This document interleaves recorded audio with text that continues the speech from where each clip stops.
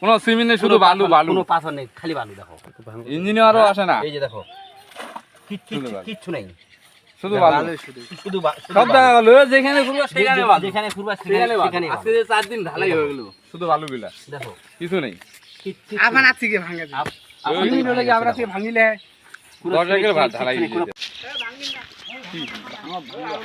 দেখাবা তো লাগবে। এই যে এটা কি ঢালাই হয়েছে? কোনো পাথর সিমেন্ট কিছু নেই, শুধু বালু, শুধু বালু, সব বালু। বালু দিয়ে পুরো পল্টনের সোলিং ছিল, সেই জায়গা ঢালাই কোনো পাথর কিচ্ছু নাই, খালি বালি দিয়ে ঢালাই।